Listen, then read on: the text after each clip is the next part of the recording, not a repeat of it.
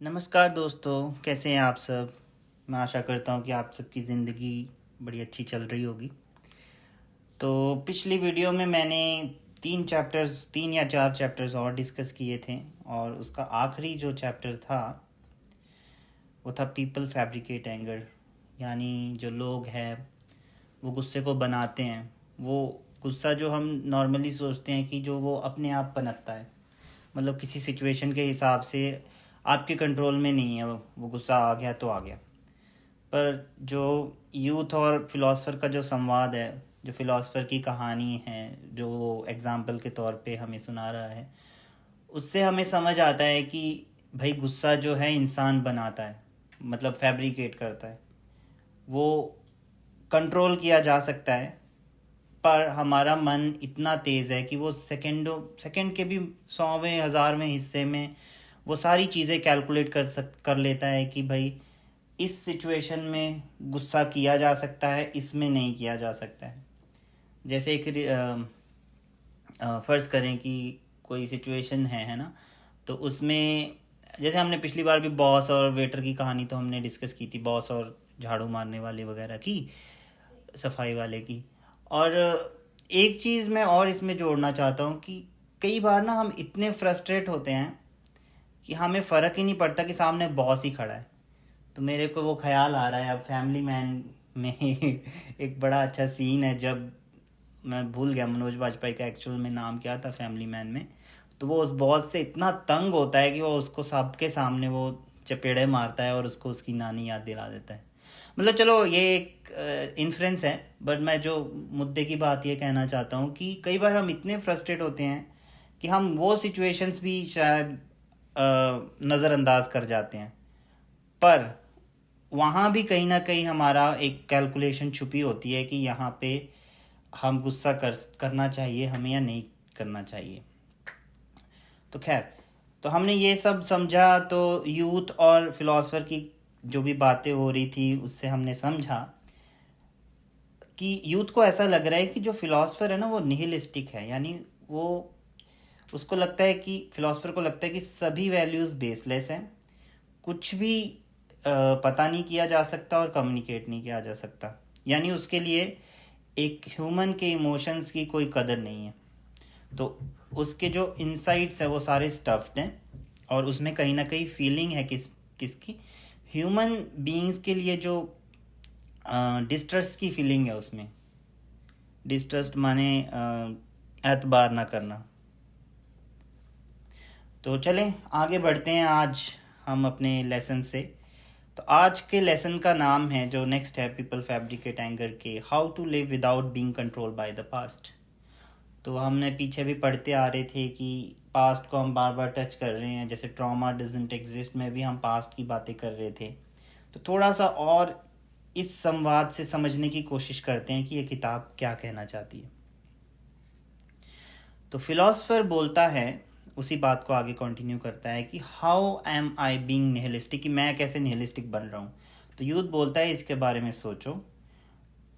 सीधी भाषा में बोलूँ तो तुम ह्यूमन इमोशन को डिनाई करते हो। तुम कहते हो कि इमोशन सिर्फ एक टूल है जो किसी गोल को अचीव करने के लिए बंदा बनाता है। पर अगर आप इमोशन को डिनाई करते हो तो आप एक तरीके से डिनाई कर रहे हो ह्यूमैनिटी को, इंसानियत को। क्योंकि मेरे को ऐसा लगता है कि अगर इंसान में इमोशन है तभी उसमें वो सारी फीलिंग्स हैं, और तभी हमें वो एक ह्यूमन बनाता है, एक इंसान बनाता है। तो अगर इमोशंस को डिनाई किया जाता है तो हम ह्यूमन नहीं रहेंगे, हम बस एक मशीन की तरह रहेंगे। तो ये निहिलिज्म नहीं है तो क्या है। तो फिलॉसफर कहता है कि भाई मैं नहीं कह रहा कि इमोशन एग्जिस्ट नहीं करते, हर एक के पास इमोशन है, ये बिना बताए ही बड़ी साफ बात है। पर अगर तुम ये कह रहे हो कि लोग ऐसे हैं कि जो अपने इमोशन को रेजिस्ट नहीं कर सकते, उन पे कंट्रोल नहीं कर सकते, तो मैं बिल्कुल इसके खिलाफ हूँ। तो एडलरियन साइकोलॉजी में ये भी एक तरह का थॉट है, जो एक दर्शन है फिलॉसफी, एडलरियन साइकोलॉजी, जो कि एकदम विपरीत है निहिलिज्म के। तो we are not controlled by emotion, हम इमोशन से कंट्रोल नहीं होते जो फिलॉसफी के हिसाब से है।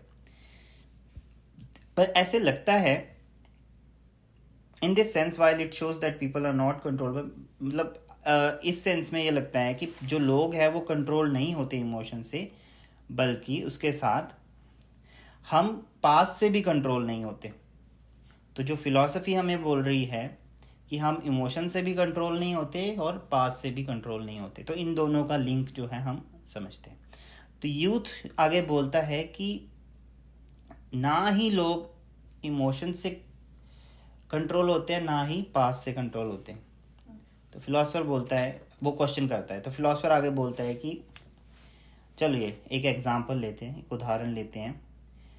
फ़र्ज़ कीजिए कि एक कोई है जिसके माता पिता का जो डिवोर्स है वो पास्ट में हो गया था, भूतकाल में हो गया था, और ये एक ऑब्जेक्टिव बात नहीं है। जैसे हमने कुएं की बात की थी कि वो हमेशा 60 डिग्री पानी पे ही, 60 डिग्री टेम्परेचर पे ही उसका टेम्परेचर रहता है।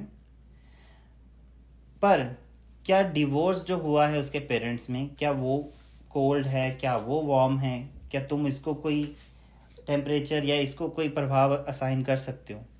जो डिवोर्स है वो नाउ थिंग है, यानी वो आज की थिंग है, वो प्रेजेंट की थिंग है, और वो सब्जेक्टिव है। सो इससे कोई फ़र्क नहीं पड़ता कि भूतकाल में क्या हुआ था, सिर्फ इसी से फ़र्क पड़ता है कि आप अपने प्रेजेंट को क्या एट्रीब्यूट करना चाहते हो, जो आपका बेसिकली डिटरमाइन करता है। तो यूथ आगे क्वेश्चन बोलता है, आपके हिसाब से जो क्वेश्चन है वो ये नहीं है कि क्या हुआ, पर क्वेश्चन ये होना चाहिए कि ये कैसे रिजॉल्व हो सकता है। तो यूथ यहाँ पे बहुत अच्छी बात बोलता है, और फिर फिलोसफर आगे बोलता है, एग्जैक्टली तुमने बहुत सही बात बोली। हमारे पास कोई टाइम मशीन नहीं है कि पीछे जाके भाई चेंज कर दिया पास्ट और फिर हम टाइम के हैंड्स चेंज किए और वापस आ गए। तो अगर हम इटियोलॉजी के बारे में ही बात करते रहेंगे तो इसका मतलब है कि हम पास्ट से बाउंडेड हैं और हम कभी भी हैप्पीनेस जो है वो पा नहीं सकेंगे। तो इटियोलॉजी क्या थी? फ्रॉइड की साइकोलॉजी के बेस पे। तो यूथ आगे बोलता है, दैट्स राइट, हम पास्ट नहीं चेंज कर सकते, और इसीलिए जो ज़िंदगी है वो बहुत ज़्यादा मुश्किल है। तो यूथ बड़ा सही पॉइंट बोलता है, जो हम सब भी सोचते होते हैं कि पास्ट में कुछ हुआ और पास्ट को तो चेंज किया नहीं जा सकता। अब उसके जो इम्प्लीकेशंस है, पास्ट की प्रभाव हैं, उनके द्वारा उनके कारण हमें लगता है कि ज़िंदगी जो है बहुत मुश्किल है। तो फिलोसफर आगे इसका जवाब देता है कि ज़िंदगी मुश्किल नहीं है। अगर जो पास्ट है, अगर भूतकाल है, जो अगर हर चीज़ वो डिटरमाइन करता, हर चीज़ वो पहले से ही तय करता, तो कुछ भी चेंज ना होता। जो भी हम जी रहे हैं आज के समय में हम जो भी जी रहे हैं, हम कोई भी इफ़ेक्टिव स्टेप नहीं ले पाते अपनी ज़िंदगी को बेहतर करने में। तो उस तरीके से क्या रिज़ल्ट होता? तो हम किसी प्रकार के निहिलिज्म में या पेसिमिज्म में डूब जाते और इस संसार से अपनी होप्स ख़त्म कर देते और गिव अप कर देते लाइफ में, क्योंकि हम तो भाई मान चुके हैं कि पास्ट था और उसको तो चेंज किया नहीं जा सकता, क्योंकि जो पास्ट ने बना दिया है वो ही हम बनेंगे। तो ये बड़ा अच्छा आर्गुमेंट मुझे लगा फिलोसफर का।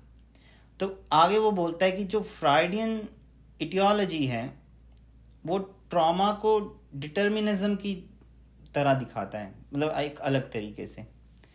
और वो जो हमारा डिटर्मिनिज्म है, एक तरीके से जाके जो ट्रॉमा का आर्गुमेंट है वो एक तरीके से जाके निहिलिज्म की तरफ ही जाता है। तो क्या तुम इस तरह की वैल्यूज़ एक्सेप्ट करना चाहोगे? तो यूथ कहता है कि नहीं, मैं इनको एक्सेप्ट नहीं करता, पर जो भूतकाल है वो बहुत ज़्यादा शक्तिशाली है। फिलोसफर आगे बोलता है, थिंक ऑफ द पॉसिबिलिटी, यानी सारी पॉसिबिलिटीज़ के बारे में सोचो। अगर कोई एज्यूम करता है कि लोग चेंज हो सकते हैं और कोई सेट ऑफ वैल्यू है जो इटियोलॉजी पे बेस है, जिनको डिफेंड नहीं किया जा सकता, तो उसको क्या करना पड़ेगा? उसको टेलियोलॉजी का सहारा लेना ही पड़ेगा, क्योंकि उसके पास और कोई चारा नहीं है। क्योंकि अगर आपने चेंज करना है, मान लो अब इसमें मैं एक चीज़ जोड़ना चाहूँगा। मैं सभी धर्मों का आदर करता हूँ पर किसी में विश्वास नहीं करता। जो ऐसा कई धर्मों में है, मैं कोई स्पेसिफिक नाम नहीं लेता, कि हमारा जो प्रेजेंट फ्यूचर है या पास्ट है, जो भी है, हम सब कुछ लिखवा के आए हैं। तो ये बिल्कुल उसके आर्गुमेंट के विपरीत बात करता है एडलरियन साइकोलॉजी। फ्रॉइड का मुझे पता नहीं कि क्या उसमें कोई ऐसी रिजेम्बलेंस है या नहीं है, पर ऐसा एडलरियन साइकोलॉजी के हिसाब से कुछ नहीं है कि भाई हम पहले से लिखवा के आए हैं।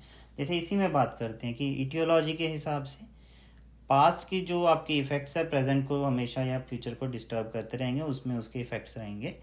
बट टेलियोलॉजी के हिसाब से अगर लोग चेंज करना चाहते हैं तो ये इटियोलॉजी का आर्गुमेंट डिफेंडेबल नहीं है, तो उसको टेलियोलॉजी की पोजीशन लेनी ही होगी और अपने आप को चेंज करना होगा, यानी अपनी कमान उसको खुद संभालनी ही होगी, जो कि कई कई कथाओं, कई स्टोरीज, कई मॉरल से बिल्कुल विपरीत है। खैर, तो यूथ आगे बोलता है कि आप कह रहे हैं कि लोग चेंज कर सकते हैं, हमेशा लोग बदल सकते हैं। तो फिलोसोफर बोलता है बिल्कुल, कृपया समझें कि फ्राइडियन इटियोलॉजी में फ्री विल को डिनाई किया जाता है और ह्यूमन को मशीन की तरह ट्रीट किया जाता है।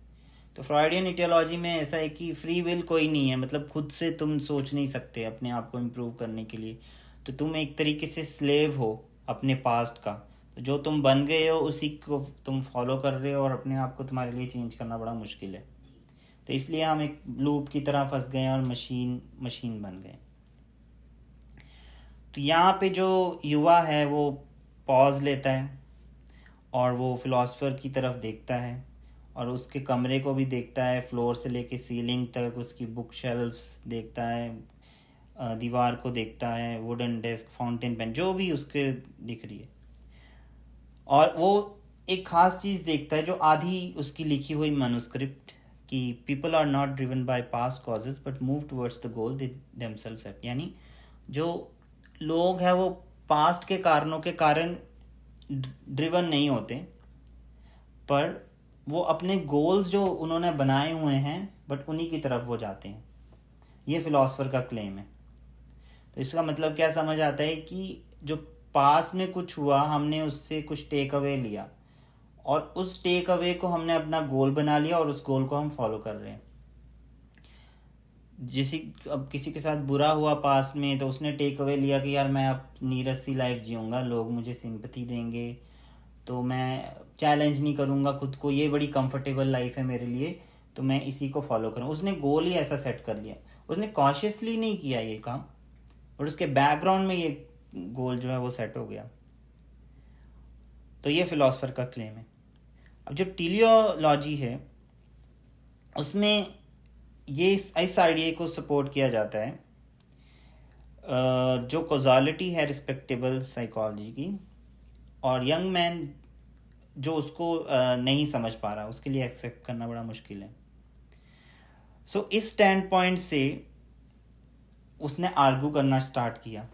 तो युवा ने बहुत गहरी सांस ली और फिर उसने बात की ऑल राइट। तो इसको कंटिन्यू करते हैं, पर यहाँ पे ये चैप्टर ख़त्म होता है, तो नेक्स्ट चैप्टर शुरू होता है हमारा, सॉक्रेट्स एंड एडलर। तो यूथ यहाँ पे बोलता है all right, let me tell you about another friend of mine. मैं अपने एक और दोस्त के बारे में बताता हूँ जिसका नाम वाई है। वो ऐसा आदमी है जिसकी बड़ी ब्राइट पर्सनालिटी है, वो बहुत आसानी से लोगों से बात करता है, वो जैसे एक सूरजमुखी का फूल है और हर लोग उसे पसंद करते हैं। तो जब भी वो लोगों के साथ होता है तो लोग स्माइल करते हैं, और उसके कंपैरिजन में मेरे लिए बड़ा मुश्किल है सोशली बात करना, बड़ा हार्ड टाइम होता है मेरे लिए। और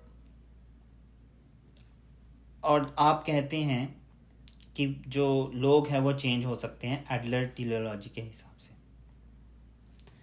तो फिलॉसफर यहाँ पे बोलता है कि तुम और मैं या कोई भी बदल सकते हैं। तो यूथ बोलता है तुम्हें लगता है कि मैं भी वाई की तरह बन सकता हूँ, पर मेरे दिल की गहराइयों में मैं सच में चाहता हूँ कि मैं उसकी तरह बन सकता। तो फिलॉसफर बोलता है कि इस पॉइंट पे मैं कहता हूँ कि ये पूरी तरह क्वेश्चन के बाहर है, पूरी तरह बेतुकी बात है। तो यूथ बोलता है हाँ, यूथ को चटकारा मिल गया, वहाँ पे मज़ा आ गया कि अब ये बिल्कुल भाग रहा है उस क्वेश्चन से जिस पे ही हम बात कर रहे थे। तो यूथ बोलता है हाँ, you are showing your true colours now, यानी अब तुम अपना असली रूप दिखा रहे हो। तो क्या तुम अपनी जो थ्योरी बोली क्या उसको तुम वापस लेना चाहोगे? तो फिलॉसफर बोलता है नहीं, मैं नहीं लूँगा। अनफॉर्चुनेटली, बदकिस्मती से तुम्हें एडलरियन साइकोलॉजी के बारे में अभी कुछ ज़्यादा पता नहीं है। जो सबसे पहला स्टेप है बदलने का वो है जानना। तो यूथ बोलता है I can understand just something about Adlerian psychology. अगर मैं एडलरियन साइकोलॉजी को समझ जाऊं तो क्या मैं वाई की तरह बन सकता हूं? तो फिलॉसफर बोलता है why are you rushing for answers, तुम क्यों जवाबों के पीछे भाग रहे हो? तुम खुद अपने आंसर्स पे पहुंचो, अपने जवाब तुम खुद पहुंचो, ना कि तुम किसी और पे डिपेंड रहो कि वो तुम्हें इसका आंसर देगा। जो दूसरों से आंसर आते हैं वो बेकार होते हैं, उनकी कोई वैल्यू नहीं होती, वो एक दिन समझ आएंगे, दूसरे दिन भूल जाएंगे। जैसे सॉक्रेट्स की एग्जांपल दो। सॉक्रेट्स ने कोई भी किताब जो खुद नहीं लिखी थी, उसने कई दिन पब्लिक डिबेट्स में गुजारे एथेंस के सिटीजन्स के साथ, और किसके साथ, उसने जो प्लेटो उसका यंग डिसाइपल था, चेला था, उसके साथ गुजारे। पर जो प्लेटो था असल में उसने उसकी फ़िलॉसफी को राइटिंग दी और जो कि फ्यूचर जनरेशन के काम आई। एडलर भी, उसको भी इंटरेस्ट नहीं था लिखने में, उसको इस तरह की एक्टिविटीज़ में इंटरेस्ट था, जैसे एंगेज करना पर्सनल डायलॉग से, जैसे वियना के कैफ़े में वो पर्सनल डायलॉग्स करता था और छोटे छोटे डिस्कशन ग्रुप्स लेता था। वो आर्म चेयर इंटेलेक्चुअल नहीं था कि बैठ के लिख लिया, थोड़ी बहुत बात कर ली, वो इस तरह का नहीं था। तो यूथ बोला कि सॉक्रेट्स एंड एडलर दोनों ने अपने जो आइडियाज़ हैं डायलॉग के द्वारा दिए। तो यहाँ पे मैं थोड़ा सा पॉज लेके बात मेरे जहन में आ रही है, कहना चाहूँगा कि जब भी हम खुद को बदलना चाहते हैं, हम में एक तमन्ना तो है कि भाई खुद को बदलना है ना, कोई चीज़ हम लाइफ में करते जा रहे हैं और हमें लगता है कि ये मुझे नहीं करनी चाहिए। और कई बार सवाल जवाब हमें चाहिए कि बड़े मन में सवाल चल रहे हैं, हमें आंसर्स चाहिए और हम भटकते फिरते हैं, कभी इस गुरु के पास जाते हैं, कभी उस गुरु के पास जाते हैं। और तो जैसे कोई मोटिवेशनल वीडियो देख ली हमने ऑनलाइन, तो हम बड़ी जल्दी आंसर्स की तलाश चाहते हैं कि भाई वो फटाफट से एक लाइन बोले और मेरे को आंसर मिल जाए और मैं एक दिन मोटिवेट फील करूं और 4-5 दिन बाद हम वापस वहीं पहुंच जाते हैं। पर इसमें जैसे इस पैराग्राफ में बड़ा अच्छा बताया है कि किसी चीज़ को आपने जानना है कि जो आपके आंसर्स हैं आप खुद वहाँ पे पहुँचने चाहिए, ना कि आपको किसी ने बताया और आप वहाँ पे पहुँच जाएं। तो ये बुक इसकी बेस्ट उदाहरण है कि जो डायलॉग से समझा रही है चीज़ों को, जो आपके थॉट को प्रोवोक करती है, डिस्कशन करने पे मजबूर करती है, आपको गहराई से सोचने पे मजबूर करती है। और जब आप गहराई से सोचते हो आप अपने आइडियाज़ को चैलेंज करते हो, जब आप अपने आइडियाज़ को चैलेंज करते हो, सोचते हो, तो आपकी मेंटल एनर्जी भी लगती है। हो सकता है आपको बुरा भी लगे, कई बातें आपको अच्छी भी ना लगें, आपके दोस्त आपसे किनारा कर लें, कई चीज़ें हो सकती हैं। तो उन सब को ये सब जो है वो एक तरीके से क्या है, आप प्राइस पे कर रहे हो इस चीज़ को समझने के लिए। तो यहाँ से हमें बड़ा अच्छा टेक अवे मिलता है कि कोई भी चीज़ है, हम पढ़ रहे हैं, पढ़ाई कर रहे हैं या किसी से बात कर रहे हैं, कोई नई चीज़ सीख रहे हैं, तो हम उसके बारे में ज़्यादा से ज़्यादा डिस्कशन करें। जब हम डिस्कस करते हैं तो हम उसको ज़्यादा समझते हैं। डिस्कशन का सबसे पहला रूल है, अपनी बायसेस हमें घर रख के आनी पड़ेंगी, जो भी हमें पता है। खैर, आगे बढ़ते हैं। तो युवा बोला कि सॉक्रेट्स एंड एडलर जो है वो उन्होंने दोनों ने अपने जो आइडियाज़ है वो डायलॉग के अनुसार बताए। तो फिलोसोफर बोलता है हाँ बिल्कुल सही, तो तुम्हारे जो सारे डाउट्स हैं वो डायलॉग के थ्रू ही ख़त्म होंगे और तुम चेंज होना, बदलना स्टार्ट होंगे, मेरे वर्ड्स के द्वारा नहीं पर अपने काम के द्वारा। मैं नहीं चाहता कि मैं तुम्हें सीधे आंसर्स देके उस वैल्यूएबल प्रोसेस को खो दूं। तो यूथ आगे बोलता है, तो हम इस तरह का डायलॉग करना चाहते हैं, करने जा रहे हैं जैसे सॉक्रेट्स एंड एडलर किया करते थे। तो क्या एक तरह की लिटिल स्टडी है, छोटी स्टडी है। तो फिलोसोफर बोला क्या ये सच में सही नहीं है क्या तुम्हारे लिए?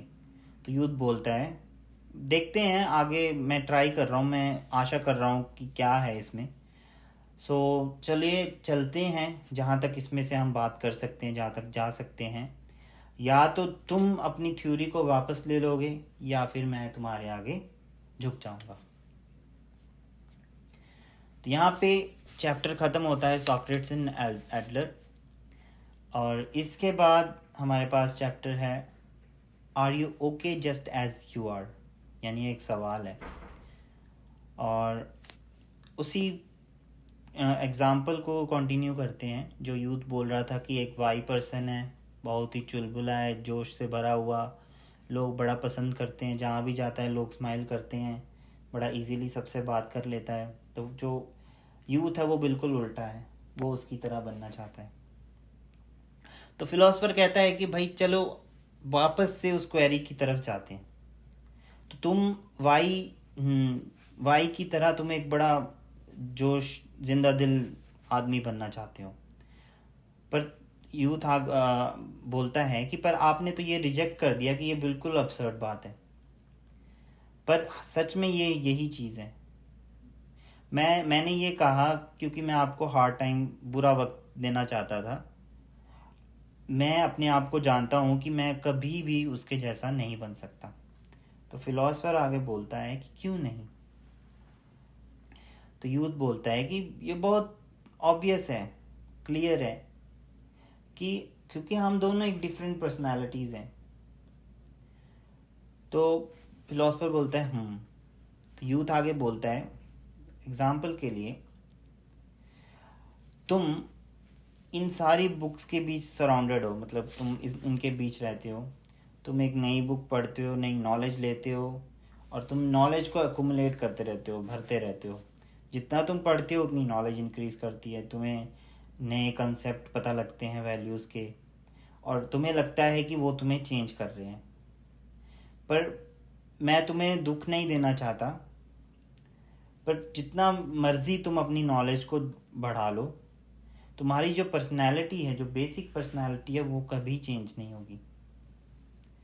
तो तुम हमेशा स्क्यूड फील करोगे, जो तुमने पढ़ा है वो यूज़लेस फील करोगे। तो जो तुम्हारी नॉलेज जितनी भी तुमने ली है वो सारी तुम्हारे इर्द गिर्द ख़त्म हो जाएगी, और अगले दिन तुम्हें पता लगेगा, अगली चीज़ तुम्हें पता लगेगी कि तुम वहीं पहुंच गए हो जहाँ से तुमने स्टार्ट किया था। और सेम चीज़ एडलर्स के आइडियाज़ हैं। ये फ़र्क नहीं पड़ता कि कितने सारे उसमें फैक्ट्स जो हैं, कितने सारे फैक्ट्स हैं और एक्यूमुलेट किए हुए हैं, पर उनका कोई फ़र्क नहीं पड़ेगा मेरी पर्सनैलिटी पे। जो नॉलेज है वो जस्ट पाइल्ड अप होती है नॉलेज की तरह, यानी उसका स्टैक बन जाता है, भर जाता है, और सूनर और लेटर, आज नहीं तो कल, वो डिस्कार्ड कर दी जाती है, फेंक दी जाती है। तो फिलोसोफर इसका आंसर देता है कि चलो मैं आपसे एक सवाल पूछता हूँ, तुम उस वाई की तरह क्यों बनना चाहते हो? मुझे लगता है कि तुम जस्ट एक अलग आदमी बनना चाहते हो, पर वाई ही क्यों, कोई और क्यों नहीं? चाहे वाई चाहे कोई और, तो इसका गोल क्या है? तो यूथ ने बोला ओके, तुम अब फिर से गोल की बात करने लग पड़े।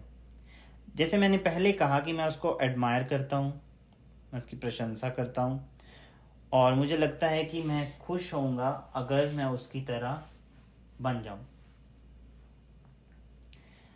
तो यहाँ पे फिलोसफर बहुत ही बेहतरीन बात करता है कि ये भी हमारे साथ है ना, लाइफ में होता है कि हम जो भी लाइफ से गुजर रहे हैं ना, हम हमेशा एक अपने अगर माइंड में सोचे तो हमें हमेशा एक ऐसा बंदा दिखेगा जो वाई की तरह है, और हमें लगेगा कि भाई इसकी तरह बनना है तो ज़िंदगी मस्त हो जाएगी, इसको कोई डर नहीं, मज़ा ऐसे वैसे ज़्यादा है, वैसे वैसे है ना।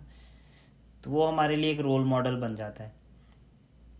पर जब यूथ को पूछा कि उसकी तरह ही क्यों बनना है तुमने, या किसी और की तरह बनना ही क्यों है, तो उसने बोला कि मैं और खुश होऊंगा अगर मैं उसकी तरह होऊंगा।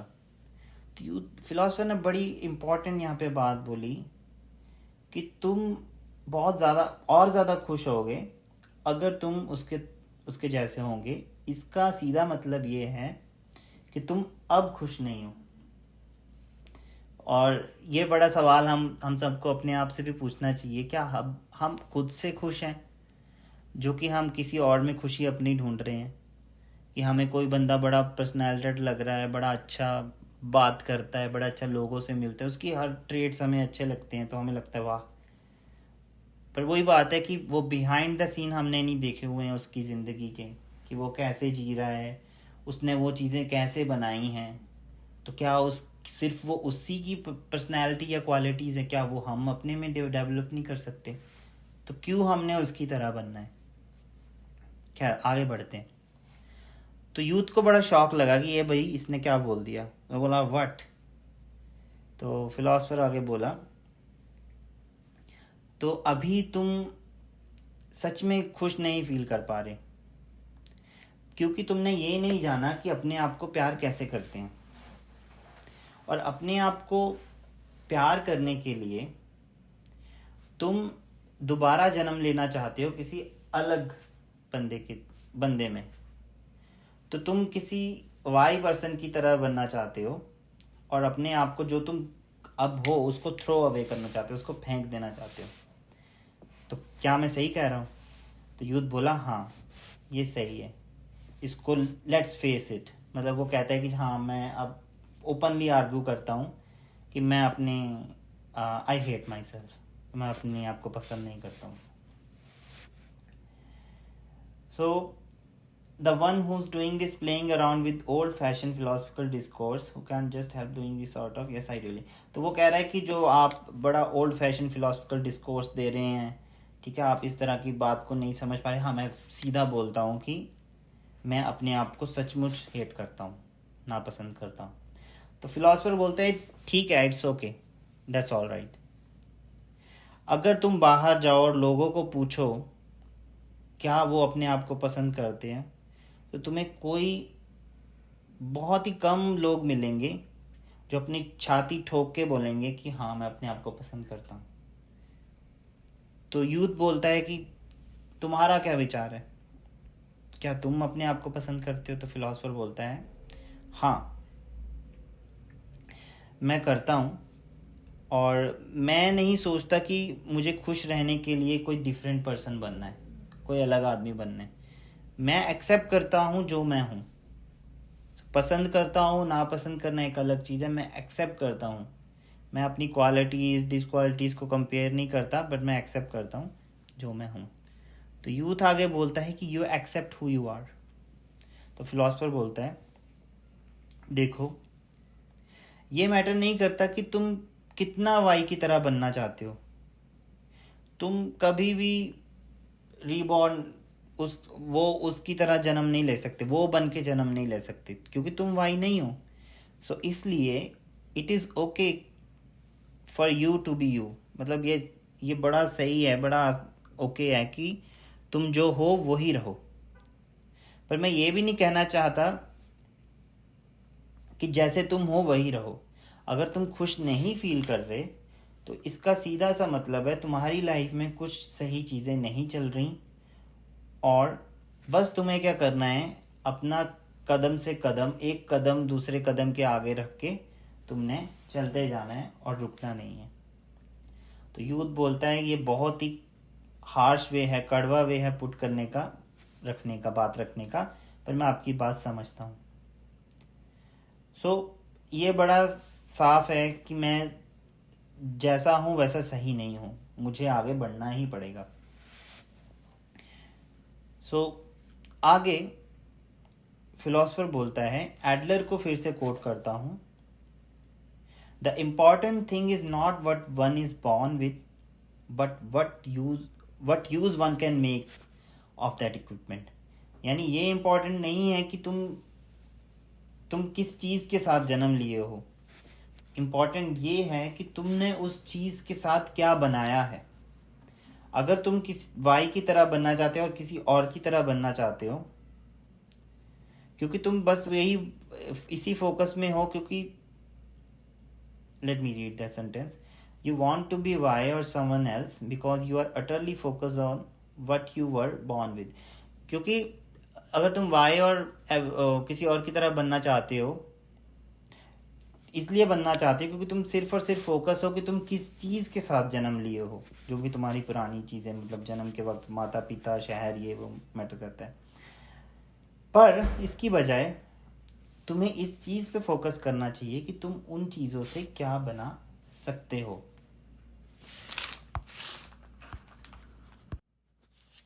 तो इस चैप्टर में भी बड़ी हमें, मतलब बड़ी जैसे हमारी लाइफ से ही कनेक्टेड चीज़ें मिल रही हैं। जैसे मैं पहले भी कह रहा था, हर बंदा ही किसी ना किसी रोल मॉडल के इर्द गिर्द घूमता है।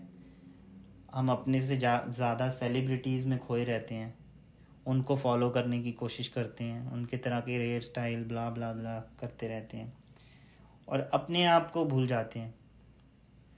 तो इसका और कोई तरीका नहीं है, मतलब फिलोसफर ऐसे कह रहा है और मैं भी एग्री करता हूँ कि आपको पता है कि अगर आप अगर आप दूसरों में खुशी ढूंढ रहे हो कि हाँ वो बंदा बड़ा बिंदास है तो मैं उसके जैसा बन जाऊँ, तो बड़ा गलत है, क्योंकि आप उसकी तरह नहीं बन सकते, आप उसकी तरह जन्म नहीं ले सकते, वो आपके हाथ में नहीं है।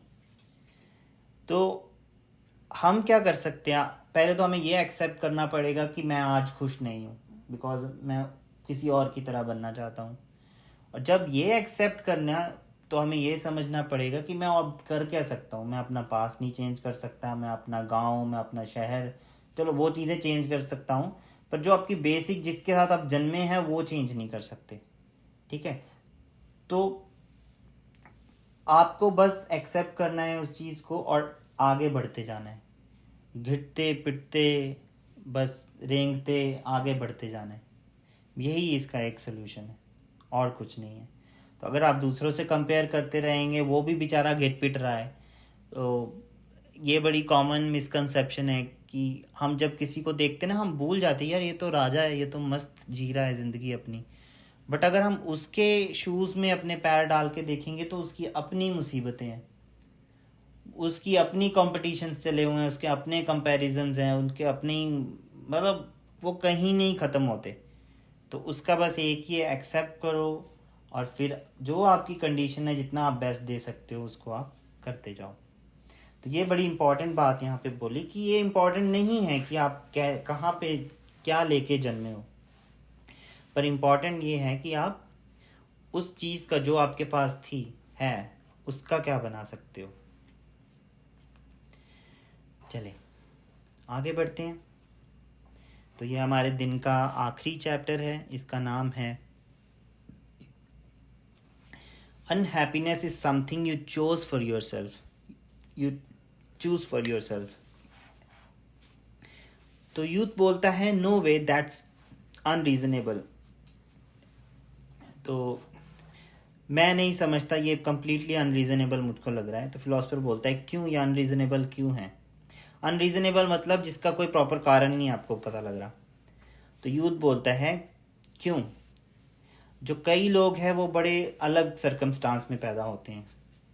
कईयों के पेरेंट्स बड़े नाइस होते हैं, कईयों के कई गरीबी में पैदा होते हैं, उनके पेरेंट्स बुरे होते हैं।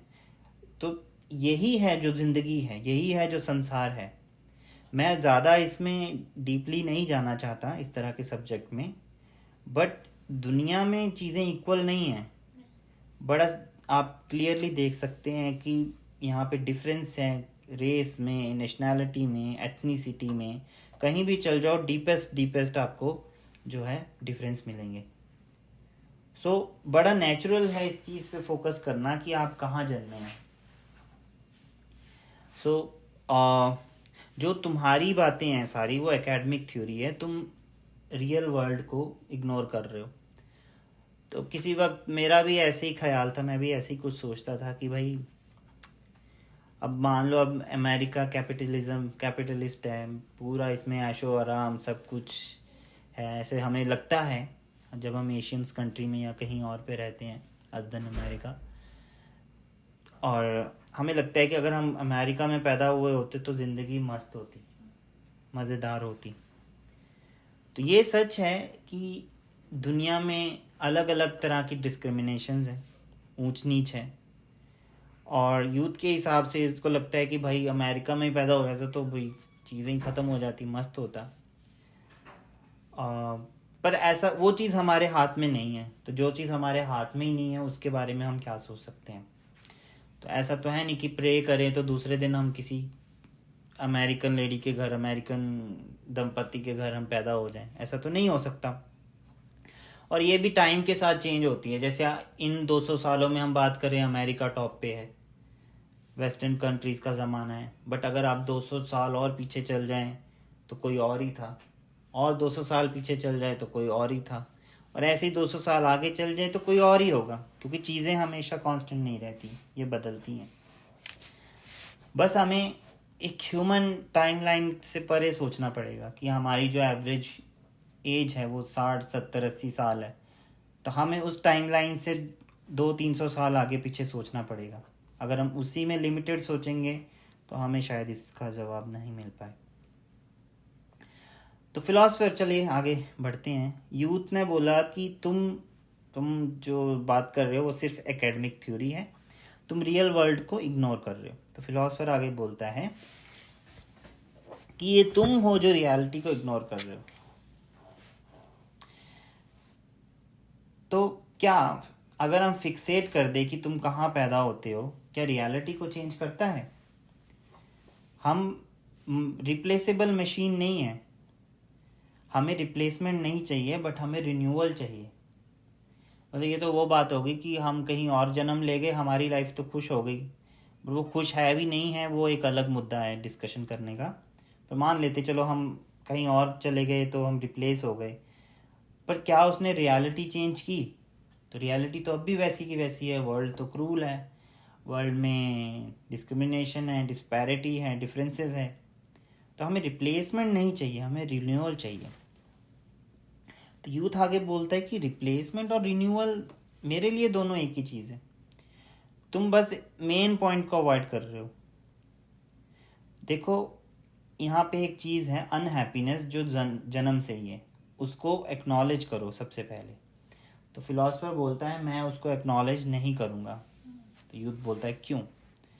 फिलॉसफर बोलता है पहली बात तो अभी तुम रियल हैप्पीनेस को फील नहीं कर पा रहे।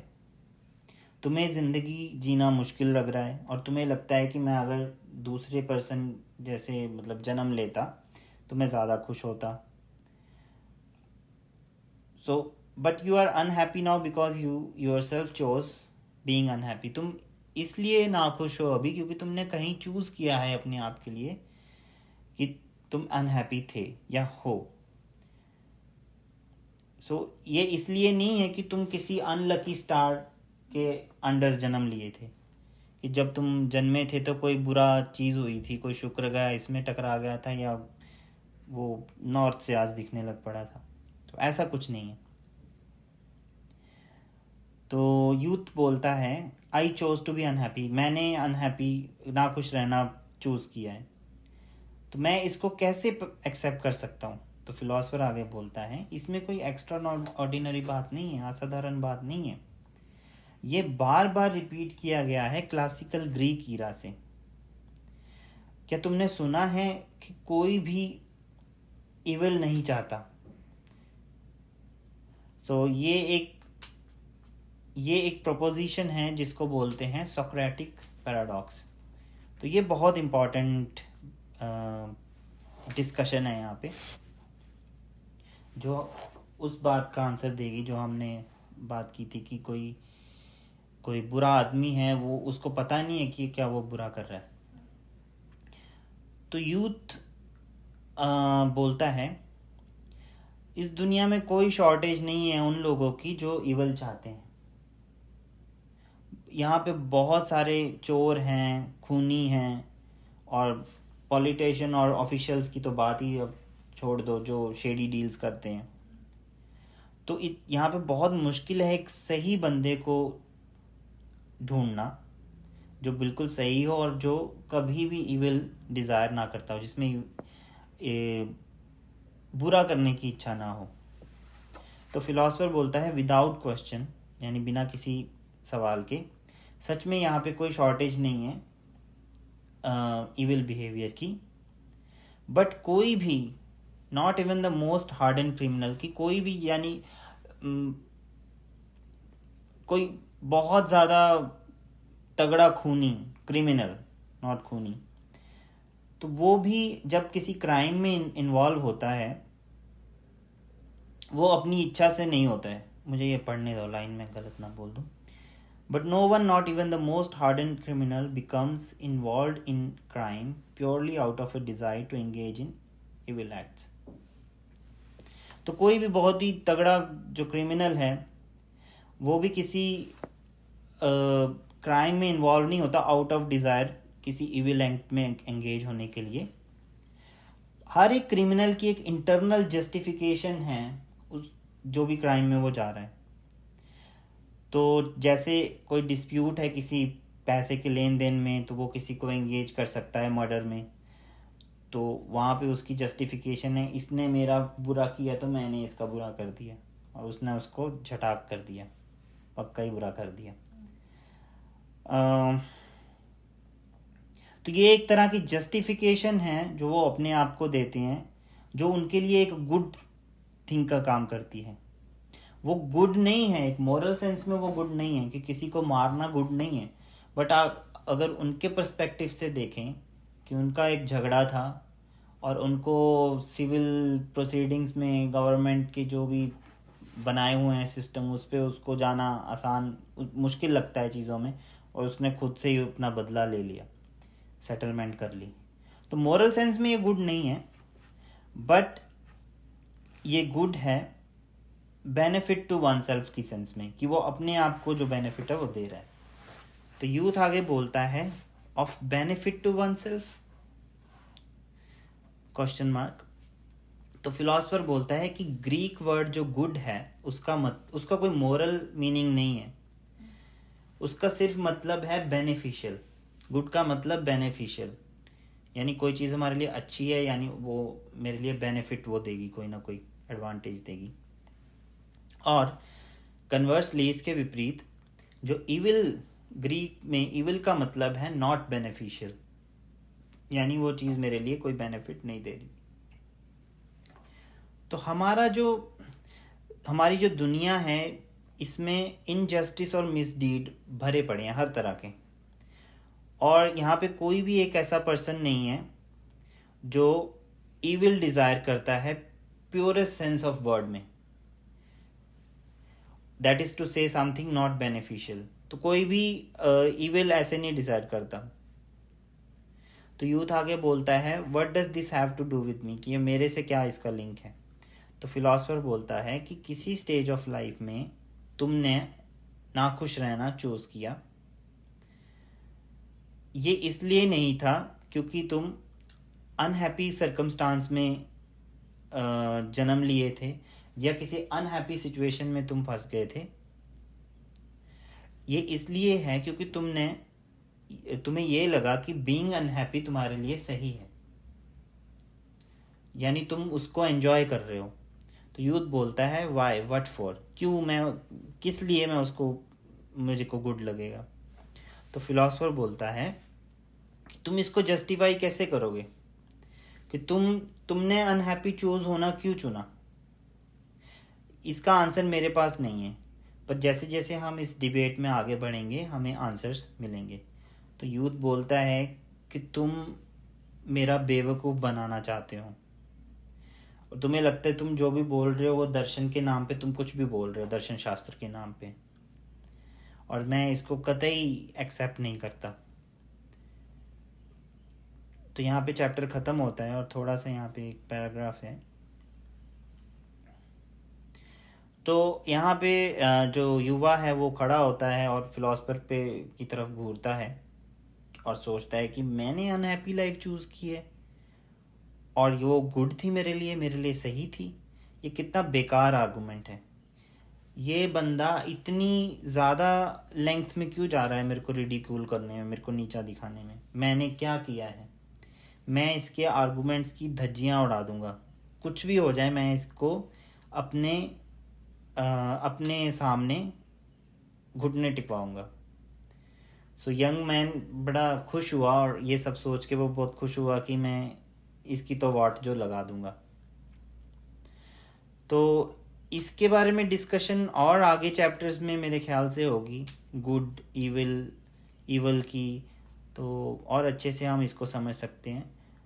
तो मेरे ख्याल से वही बात है, ग्रीक वर्ड में गुड का मतलब बेनिफिशियल और इविल का मतलब नॉट बेनिफिशियल। तो मोरल सेंस में कोई मतलब इतना डीप मतलब नहीं है। वैसे हम नॉर्मली बात करें तो गुड का मतलब है जो हमारे लिए नहीं, जो हम एक संसार के लिए, ह्यूमैनिटी के लिए सही है, और इवल के लिए जो नहीं सही है, जो किसी की लाइफ डिस्टर्ब करता है, किसी को दुख देता है। गुड है जो किसी को अच्छा करता है। बट अगर पर्सनल सेंस में लेके जाएं तो गुड का मतलब है जो मेरे लिए बेनिफिशियल है, और ईवल का मतलब है जो मेरे लिए बेनिफिशियल नहीं। तो किसी ने किसी को ठोक दिया तो वो वाला ईविल लेके आता है कि नहीं, वो मेरे लिए बेनिफिशियल नहीं था क्योंकि वो मुझे तंग कर रहा था, वो मेरे पैसे नहीं दे रहा था। तो इसको हम और जानेंगे अगले चैप्टर में, और अभी हम कुछ टाइम डिस्कस कर सकते हैं अगर आपका कोई आर्गुमेंट है तो इसमें कुछ बोलना नहीं है। हाँ, क्योंकि मेरा इसमें कुछ बोलना नहीं है, क्योंकि ये अभी पूरी सेटिंग बना रही है और आगे का जो हमारा आर्गुमेंट रहेगा इसके ऊपर, जो डिबेट चलता रहेगा, क्योंकि इसमें अभी हम लोग बस सीन बना ही रहे हैं कि फिलोसोफर का क्या बोलना है, और यूथ के मन में जो अभी भी हिचकिचाहट है कि लाइक फिलोसोफर क्या बोलना चाह रहे।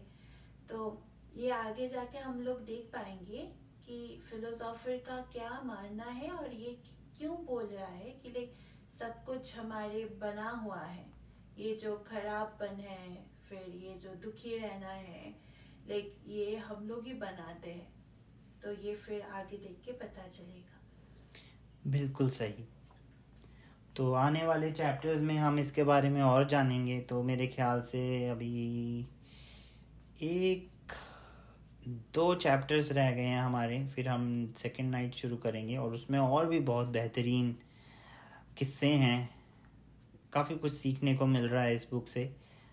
तो अगर आपका कोई क्वेश्चन है, अगर आप भी चाहते हैं, कोई डिस्कशन पॉइंट आपके मन में आता है, कोई सजेशन है, कि आप बिल्कुल ज़रूर कमेंट्स बॉक्स में लाइक करें पर आप कमेंट करें, और हम उसको ज़रूर एड्रेस करेंगे अगली वीडियो में। कि आपका जो भी क्वेश्चन होगा हम कोशिश करेंगे उसको फिलोसफर के व्यू पॉइंट से डिस्कस करने की, आपके सवालों के जवाब देने की। और हम ये क्लेम नहीं करते कि हमें सब कुछ पता है, हम बस ट्राई कर रहे हैं उन चीज़ों को आंसर देने का। और ये चीज़ें हम भी भूल जाते हैं, कि हर इंसान भूल जाता है। तो इसीलिए ये डिस्कशन है कि हम ज़्यादा से ज़्यादा उन चीज़ों को गहराई से समझ पाएँ, ताकि हम 100% तो नहीं रह सकता कोई भी, तो भगवान ही बन गया। चलो भगवान पता नहीं होता कि नहीं, पर मतलब सुपर ह्यूमन बन गया कि जो कभी भूलता ही नहीं है। तो खैर, तो मिलते हैं नेक्स्ट वीडियो में। तब तक के लिए गुड बाय, टेक केयर।